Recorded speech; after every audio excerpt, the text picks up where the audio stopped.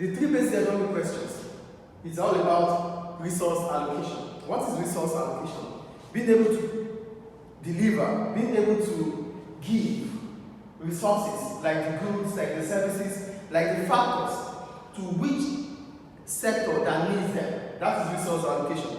So how do we go about resource allocation? So as a firm, you have to decide what to produce. As a firm, you have to decide who to produce to. As a firm, you have to decide how to produce what you want to produce. So in any economy or in every economy, resource allocation can be decided by individuals, can be decided by firms, can be decided by government. Are you getting it? So if government decides resource allocation, that is, if government decides on what to produce, how to produce, for whom to produce to, if government decides this in an economy, we call it planned economy. Do you understand what is planned now? So I said resource allocation, right? Resource allocation. So it can be individuals, firms, then government. If the resources we have with this economy is not structured to be allocated, then everybody will want to allocate it. So we need certain group of people to understand how to deliver. So it's not going to be like a random person. We need a structure to deliver our goods and services. So if this is to be delivered by individuals and firms, it's a market economy. Market economy. Do you get this? If it's delivered by government, that means if resource allocation is decided by government, we call it planned economy. Do you understand? Do you have any question about this? So, in some societies, government and firms, they combine to decide what to produce, how to produce, and for whom to produce. In some economy, government and individuals decide this. That means market economy plus planned economy gives us what? Mixed economy.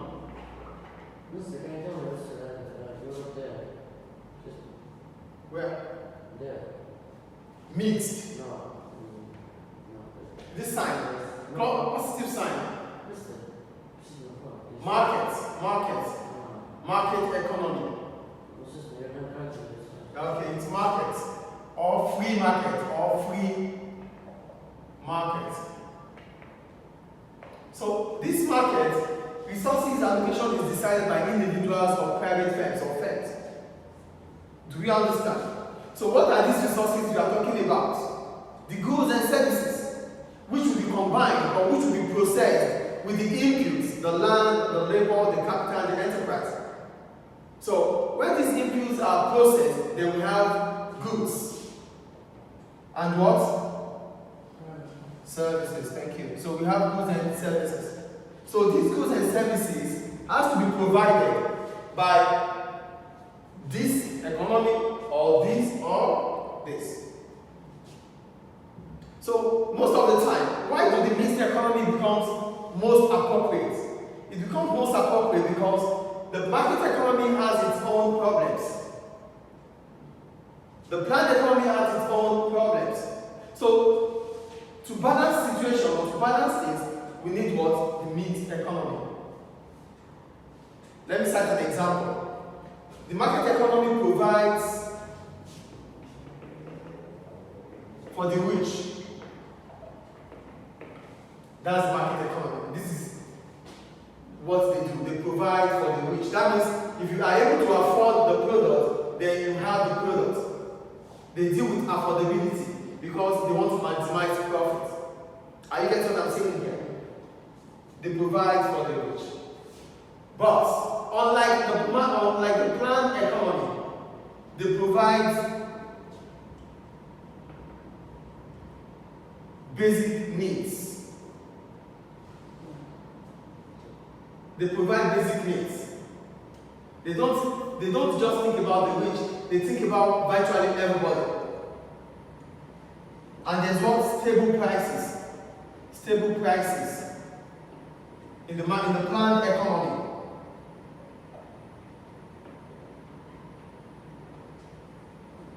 But in the market economy, there's no stable prices because prices are what? Inflated. What is an inflation? A persistent rise in the prices of goods or services. So, in the market economy, because they need to maximize profit, they need to inflate price. Do you get it? They need to make profit. They need to maximize. That means making profit to the highest they can. Because of that reason, they have to inflate price. But government does not want to make profits.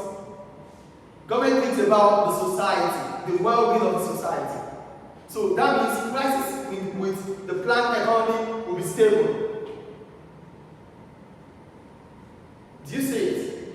So if government is providing some goods and services that are basic, the market economy will provide goods and services that are what? Luxury, that are affordable, that you can buy, that is affordable for the rich. Government will provide goods and services that is affordable even for the poor or the average.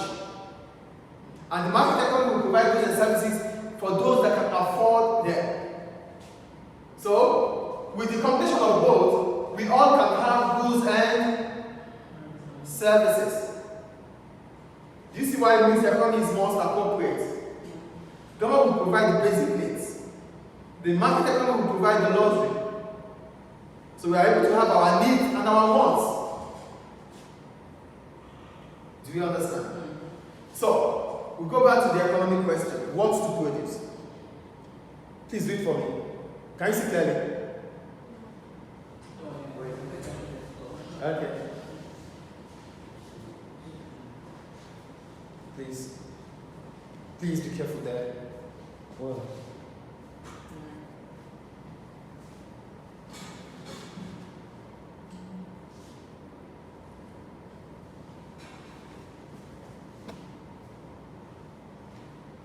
Can you read them? Okay. What's to produce? On the Economics, yeah. To what product or what particular goods and services and what's the quantity of they wish to produce. So all economies, that means all countries, all firms, all economic agents must choose what to produce. They must choose the kind of product they wish to produce. Must choose the kind of service they need to render. Do we get what to produce here? So what to produce? That's the first question. What to produce?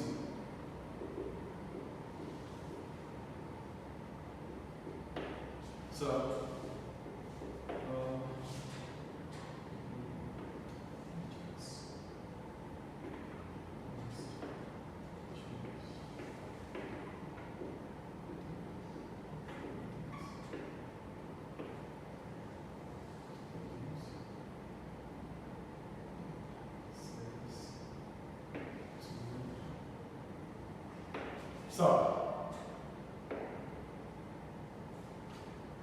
all economic agents must choose the type of products to produce and the kind of service they want to render. Because we are not all producing goods. Some produce intangible goods, which is service, like teaching. Do you understand the words to produce now? Do you understand what to produce? Then the next one, how to produce, right? How to produce. So all economies must make choice on how to use their resources in order to produce goods and services. Goods and services can be produced by use of different combinations of factors of production. For example, relatively more human labor with fewer machines, or relatively more machines with less labor, by using different skill levels of labor and by using different technologies. So, how to produce? We're talking about the process of what? The process of production. So, first decide if they need more labor than capital. That's machines. Machines or technology.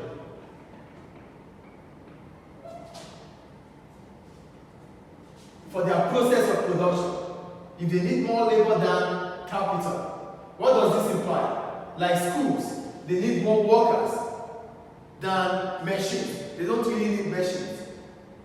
The machines we need are these things: the data show, the photocopier, the air condition, the laptops, but they are less to what? The workforce. Do you understand? So the process of producing service in this school takes more of what? Labor. Do you understand? So this is what we call labor intensive. What do I call it? Labor intensive. What do I call it? Labor intensive. What do I call it? Labor intensive. Labor intensive. So here, firms, they use more of workers than machines. So the proportion of workers to machines is higher in the course of production, that means in their process of production. Do we get it? Wait.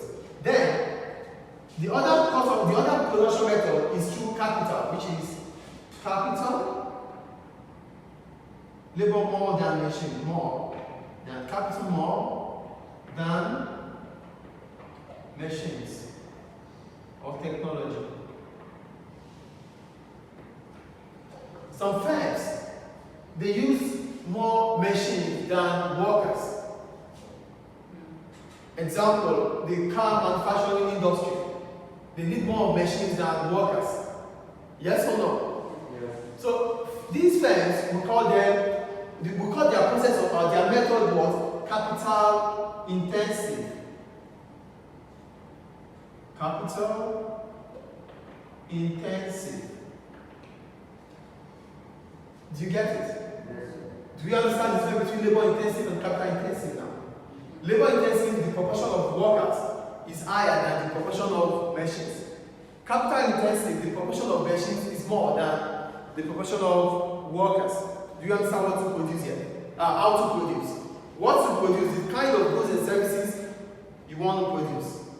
How to produce, the process you have to go through to produce this product or service. Do you want to use more capital and technology? Do you want to use more technology and machine, which is capital intensive? Do you want to use more workers, which is what? Labor intensive. Do you understand how to produce now? Then the third question, where can I go? I think I can hold this side, right? I think I can hold this, right? Don't take, okay? Yes, I'll take picture.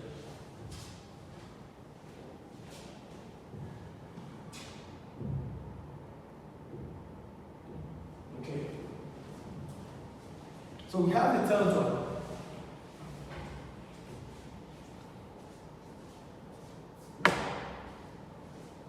Third one. For whom to produce. For whom to produce, okay? So all economies must make choices, right? All economies must make choices about how the goods and services produced are to be distributed among the population. Should everyone get an equal amount of this? Should some people get more than others? Should some goods and services such as education, healthcare service be distributed more equally? So the first two of these questions, what to produce and how to produce, are about resource allocation. While the third, for whom to produce, is about distribution of output and income. So, the first two questions, what to produce, how to produce, is about resources allocation. Now, for whom do we produce these products to? How does this product get to the consumers or to the users? Yes, please. For whom? What does whom mean? That's guessing who we want to produce the products to. We don't know that kind of person now. That's why we use whom. It's unknown. What do we call it? The benefactor is unknown. That's why we say for whom to. We don't know them yet.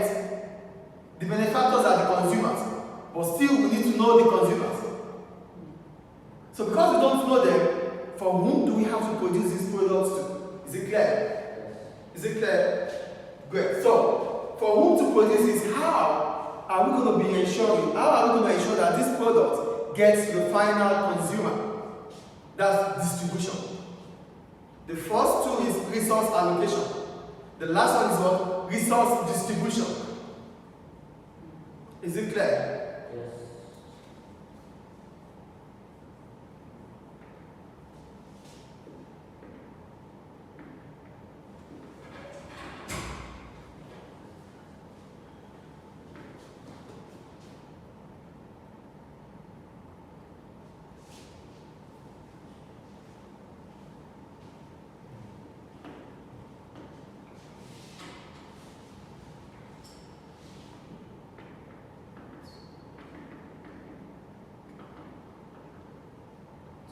So, this is resource distribution. Consumers that made the product and how it's going to get to them. Do we understand the three questions now? So, for in each